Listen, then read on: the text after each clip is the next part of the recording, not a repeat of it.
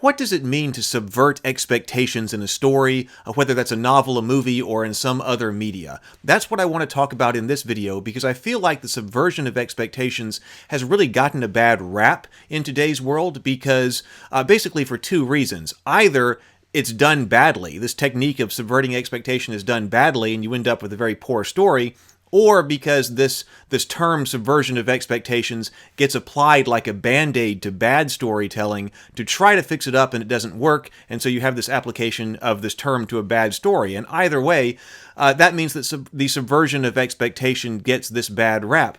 But I really don't think that it's deserved because I think it is a good technique and can aid storytelling and enhance the stories if it's done well. So we're going to talk about how we can do it well and how it's often done badly as well in this video.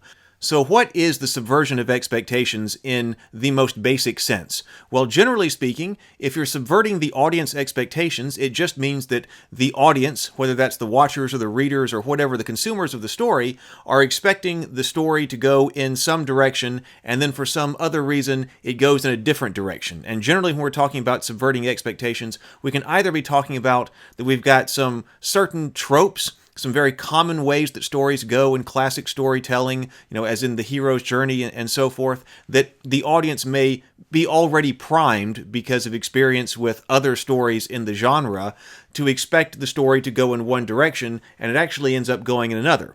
So you can subvert expectations that way, or you could be building something up within the story itself with your plot points, and so the audience begins to believe that a story is going in one direction, and then it goes in another direction. In this way, the subversion of expectations is related to the idea of a twist in a story or, putting in a switch of some kind. And they are related, and you have to prepare your audience for what's going to happen, even subconsciously. And in fact, it's best done if it's done subconsciously, because we're often talking about, I guess we could say, a superficial level or an upper level understanding of what's going on in the story that might prepare an audience for one type of outcome, whereas if you go into deeper levels of the story, then you see that actually things are primed for another direction. If you're going to be introducing a twist or a switch in a story, that kind of building for that twist or that switch is very important because you don't want it to come out of nowhere to the audience. You want it to appear like it comes out of nowhere. If you're going to do something surprising, you think everybody thinks it's going this way, and then all of a sudden, we've got this completely other thing going on over here. And so on a superficial level, the audience is reading and then, oh, wow, look, we went in this completely different direction. I didn't see that coming. But then you want them to think, oh, you know what? I should have seen that coming because actually there were these other markers and story points that I missed and I was just picking up on subconsciously, but I should have known, I should have been prepared for that if I'd been paying closer attention to the story or had a deeper understanding of some characters or some plot element, then I would have known that it was going in this other direction. And so you got to do the same thing whether you're doing just a general plot switch or twist, or if you're trying to do the technique of subverting expectations. To me, this technique of the subversion of expectations is most associated with the author George R. Martin. In fact, I think he's the one who kind of brought it into public consciousness, but at least he was certainly the one who brought it into my consciousness, because you see this a lot when the Song of Ice and Fire stories are being talked about with this subversion of expectations technique that he uses a lot. So if you've laid the proper foundation in your story for the subversion of expectations, that's a good way for you to use that technique, because it means that there were other layers to your story that some members of the audience hadn't picked up on until that subversion happens, and then upon closer reflection, deeper reflection at the story, they uncover these different levels and layers of the story, and then that enhances the story. If it's done wrong, if you haven't actually built up the underlying structure that's going to explain why that subversion of expectations is appropriate to the story, and even why it actually may have had to have gone that way in a particular story. If you haven't built that up, and you all of a sudden just make the switch, well, then it leaves the audience feeling hollow. Because actually audiences like it when they're able to follow something through and predict what's going to happen, even if it was at this lower level that they think, oh, they should have picked up on.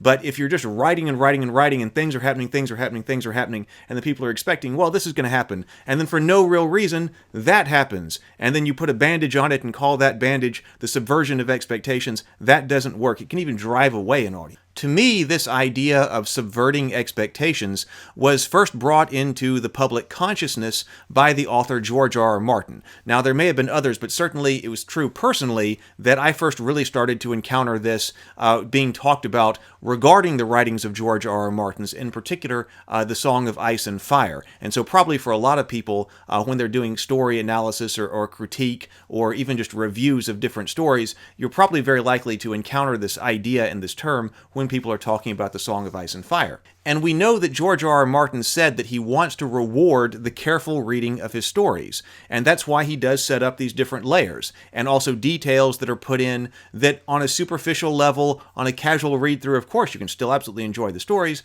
but that things might be missed. But he definitely wants to reward his biggest fans, the ones who are going into the most detail about his books, for there to be these details, for there to be these other layers of things that are happening that allow him to set up the subversion of different expectations and do it well. These subversions of expectations often put a lot of meaning into the A Song of Ice and Fire trilogy throughout the novels. So we don't have time to talk about a lot of them here, but I've got two different examples of where an expectation is subverted, and on the superficial level, you're expecting things to go one way, but then upon deeper understanding of what's going on, you realize why it actually has to go another way. One of the examples of the subversion of expectations comes to us in the character of Jaime Lannister. And Jaime is a character who, at the start of things, seems to have basically everything going for him. He's got, he is an extremely competent swordsman. He's one of the best swordsmen in the realm. He's extremely handsome. He is born into an extremely wealthy and powerful family, and he's the eldest son, and, they are rich, and all of these things are going for him. He's the quintessential knight. Well, you've got the Knight of Flowers as well. But generally speaking, everything that knights do, Jaime does this, and he's very good at it. Now, he does have this issue in the beginning of the book where he's got this attitude, and then he does throw Bran out of the window, and all of that happens. And so the audience doesn't like him in the beginning, but then as you start to follow the story, and especially as you get to some of the Jaime point of view stories, the audience starts to sympathize a bit with Jaime, especially when he's explaining the circumstances in the throne room with the Mad King when he killed the Mad King, of course, and what exactly, his thought process was and what he was going through there. So as the story goes, the audience realizes that, Jaime really has everything going for him. He's, this powerful individual, both in physical, military prowess, but then also all of his the potential political power he brings to bear as being the first son of Tywin Lannister of Casterly Rock. And, of course, everything just gets into this big mess, as, the story is known for. And then at times you think, gee, Jaime could just solve a whole bunch of problems. If he would just go forward and do something, then he might be able to actually do something. And of course, that's an interesting twist there, in that it's a character that people really didn't like in the beginning because of what he did to Bran, but then later on you realize maybe this guy isn't completely terrible, and he could solve all these problems that we're having. He needs to do something. But that's a subversion of the expectations of what a character like Jaime Lannister is supposed to do in a story like this. He's got everything going for him except for one thing, and that's his drive to actually do something. He just isn't personally motivated to go and do things. He just wants to be able to hang around the capital with the woman he loves, Cersei, his sister. And this is a characteristic that is often given to the ladies of a fantasy story. When you think about what does the stereotypical maiden in a fantasy story like this want, well, it might be to hang out at the castle with the man that she loves. Well, that's not the characteristic of the knight, that's the characteristic of the maiden, except for this time we are giving the knight, Jaime, this characteristic of the maiden, and then you're confused when you're like, why isn't Jaime doing something? Like, he could just take charge of the situation and do something. Why is he not? But then when you start to realize there is this deeper level of Jaime's character, that he's not motivated, he doesn't really want to do things, even though he could, you realize that, well, the expectation of him as a powerful knight powerful militarily and politically. He could do these things. He could solve these problems. But you know what? He's just not. He's just not the character that's going to do that. Of course, George R. R. Martin gave that characteristic, that personal drive, that motivation to his sister. And of course, he does this quite a bit with characters because his sister, Cersei, even though she's a Lannister, she's not the heir to Casterly Rock, so she's not going to inherit all of Lannister's political power and wealth and all of that. And of course, she's not a knight. She's not a physically powerful character. And so, but she does have this personal drive to go and do things. So you've got all of the great characteristics to accomplish things manifested in Jaime, and you've got the drive manifested in Cersei, and that's a problem for them because they can't get both of those two things together. So your expectation of a character like Jaime is to go and do things and take charge. But then when you fully understand the character of Jaime, you realize why he's not and why that makes sense and why he is doing what his character would be doing. My second example here is my favorite, and this is the example of Jon Snow and the subversion of expectations for his character about what happened up there at the Wall. So the audience clearly has a lot of expectations for the kind of character that Jon is going to be because of previous experience with other stories and exactly what has been happening inside the story. So George R. R. Martin is building on a superficial level toward one particular outcome, and then Jon ends up getting another. So Jon is a very capable fighter. He's independent, and he's got a lot going for him, but then he's sent to the Wall, of course. Up there at the Wall, his uncle was the first ranger. You have this division of the Night's Watch that are the rangers who go beyond the Wall and are, great warriors fending for themselves outside the Wall, no doubt fighting monsters and all of this. And that's what you want Jon to go and do. He's great with the sword. He has drive and motivation to go and do things. His uncle was the first ranger who leads the ranger contingent of the Night's Watch.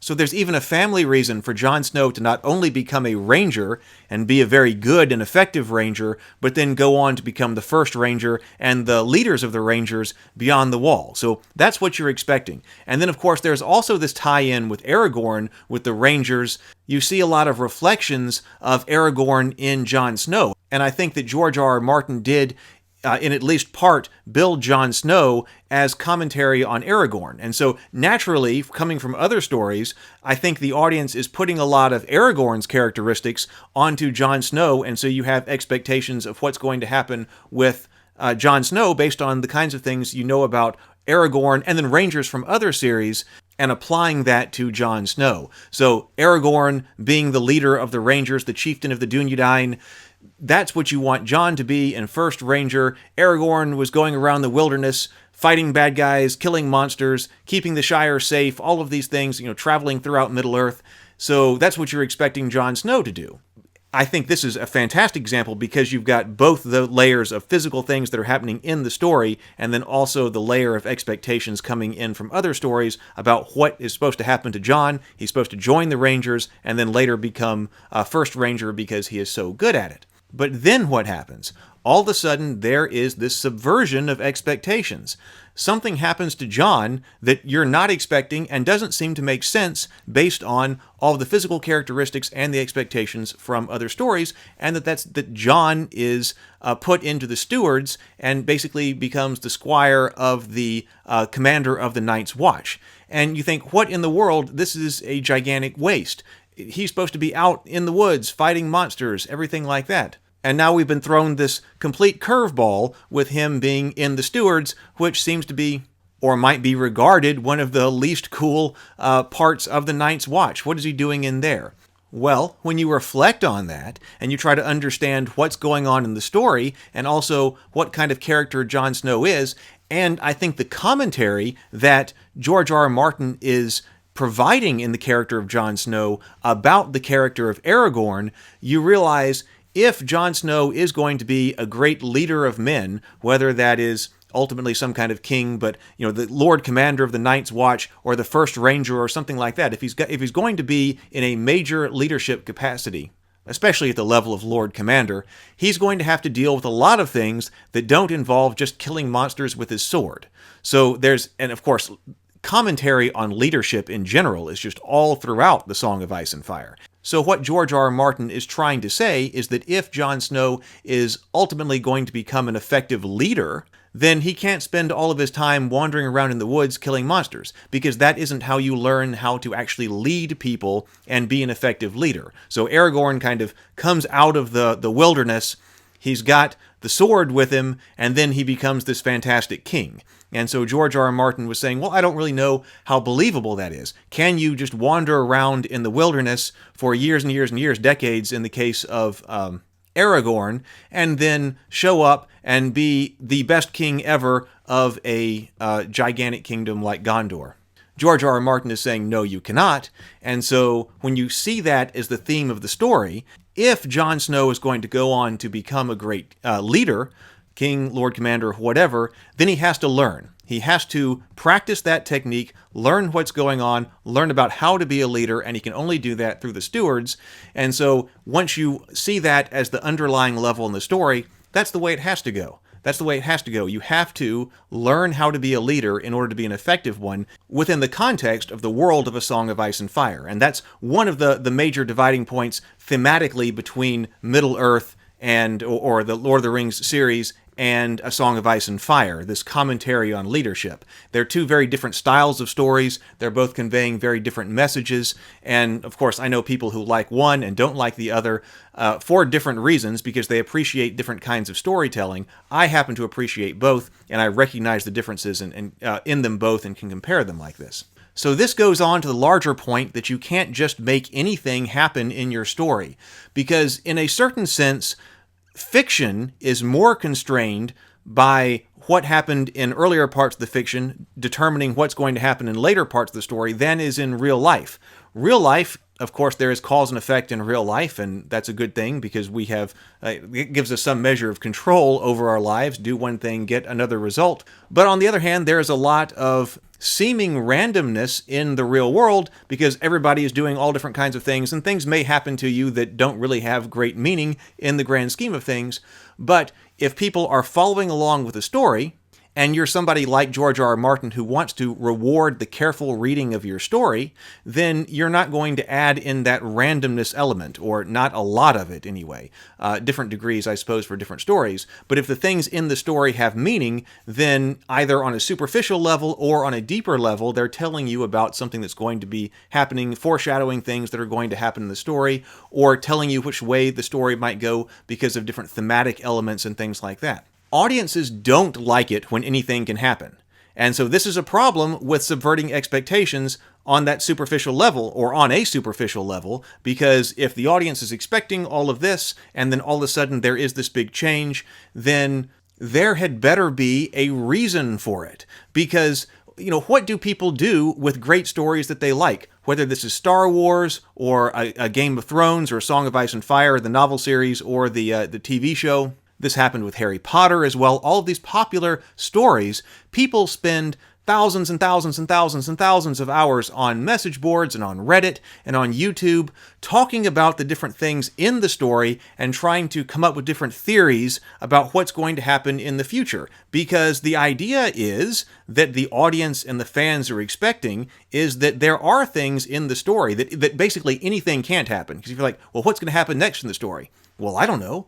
It could be anything. Well, then there's no point in analyzing what you're doing or what's actually happened in the story. But fans love it when they can see where the story is going, or possible ways the story could go, based on analyzing what has already happened in the story. They're expecting all of these elements to weave together to become a cohesive whole. So if you do something that's completely different that nobody expected or could have foretold, so that's the big point here. Maybe it happens that nobody actually does see where all of these story elements are going. But if you do something that it's impossible to foretell, especially in retrospect. Now, a lot of these things only become obvious in retrospect, because that's an important point, or can be. When there's this twist or there's this subversion, you look back and go, oh, now I understand. Now I understand why it had to be that way, and upon greater reflection. But if there's no way that it can be foretold, and then you look back and go, Well, especially in retrospect, you go, what? There was nothing leading up to this. Nothing told us that could possibly go in this direction. There was just this wild hair that came out, and all of a sudden everything went this way. That actually drives away your audience, because that is discouraging the careful reading of your story, or the careful watching of your story if it's a movie or a TV show. George R. R. Martin said he wants to reward the careful reading of the story, because and that's fantastic to know as fans, because it means that you're thinking about the story, you're proposing theories, you're analyzing it on different levels of the story, whether that's thematically, or, all these different levels that there possibly could have, the material level, thematic level, blah, blah, blah. That is actually meaningful to the story that you're enjoying, and fans want to have that. Fans are also very understanding of getting it wrong. If fans, spent a lot of time thinking about the way that it could go, and that it does go in a different direction, they love that, as long as, in retrospect, they also go, wow, man, all of those elements were there, and I didn't see it. So they're even understanding of that. You can wow your audience that way.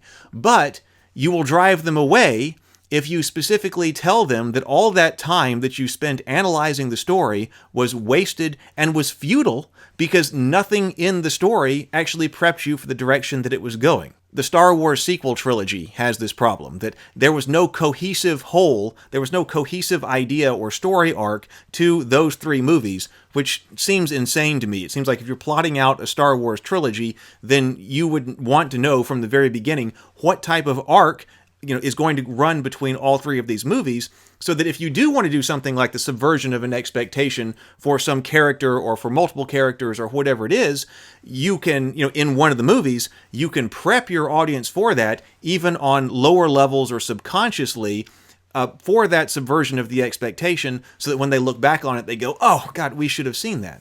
But as soon as the fans realize that all of their theorizing and all of their analysis was worthless and useless, because the things that they were actually shown in the story, like shown in a movie or shown in a TV show, or actually read on the pages of a novel, were useless and don't lead to anything, that drives fans away.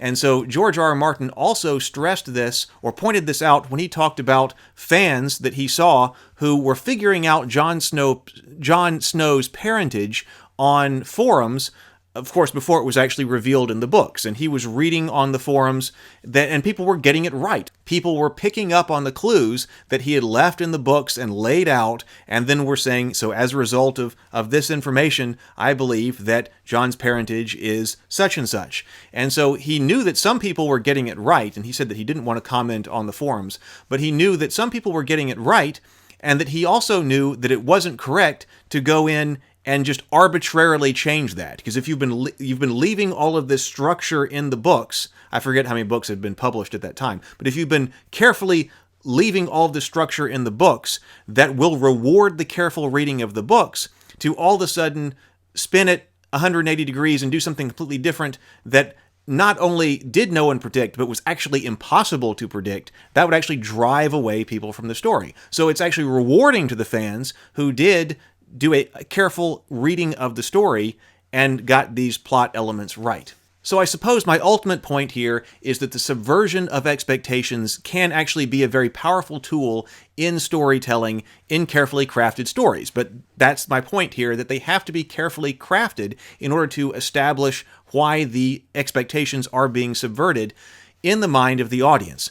Today, you hear this word thrown around, and it's often just an excuse for poor storytelling. It's an excuse when people didn't think out the story and then go in this direction and this direction and this direction without any logical or coherent reason for that. And then they just call that, well, that's the subversion of expectations.